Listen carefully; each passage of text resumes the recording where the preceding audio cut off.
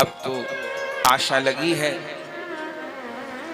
ज्ञान व्यापी में वह शिवलिंग दिव्य प्राप्त हुआ है।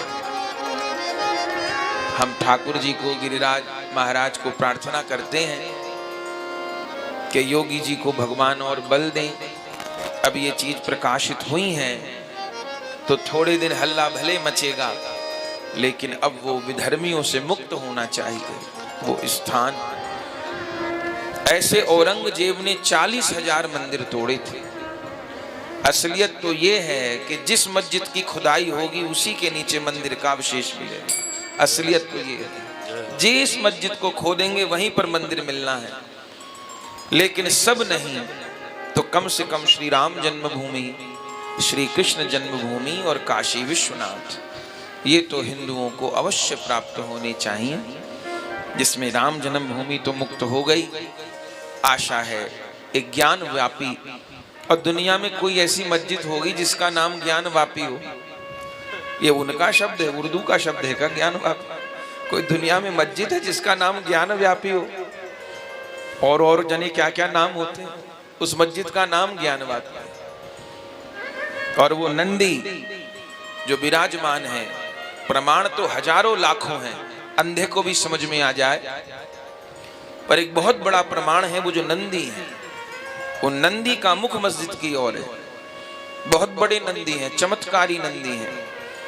गोस्वामी तुलसीदास जी महाराज के चरित्र में वर्णन है कि श्री गोस्वामी तुलसीदास जी ने उन नंदी को भगवत प्रसाद पवाया था।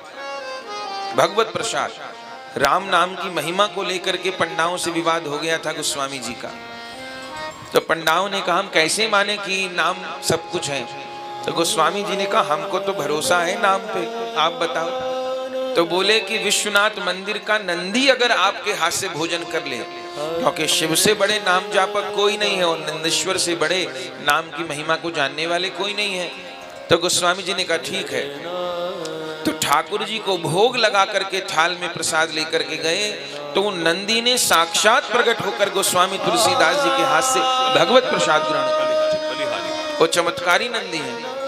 और देखिए इन पापियों ने मंदिर तोड़ा पर श्री नंदीश्वर भगवान को खंडित नहीं कर पाए, और जो मूल शिवलिंग थे उनको खंडित नहीं कर पाए।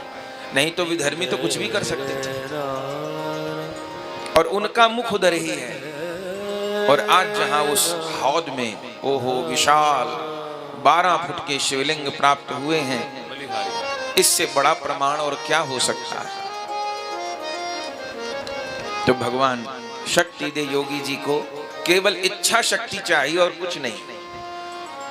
उत्पाती राक्षस लोग तभी उत्पात मचाते हैं जब देवताओं का बल कम हो जाता है, और देवताओं का बल बढ़ता है तो फिर नरसिंह अवतार लेके जिस हिरण्याकश्यप ने चांद सूरज को बस में कर रखा था, नरसिंह भगवान उसको कीड़े की तरह मसल दिए, कुछ नहीं कर पाया।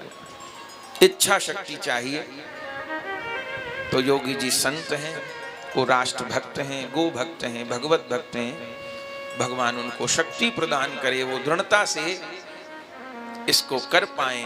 जो गलत कानून बन गए हैं उनको निरस्त किया जाए, और वो सारी भूमि विश्वनाथ भगवान को प्राप्त हो, और मथुरा जन्मभूमि भी आताताइयों के कब्जे से मुक्त हो, जो कि मूल जन्म स्थान ईदगाह में ही है। ये भगवत प्रेमियों, अगर यह वीडियो आपको पसंद आई तो इसको लाइक कीजिए और अधिक से अधिक शेयर कीजिए।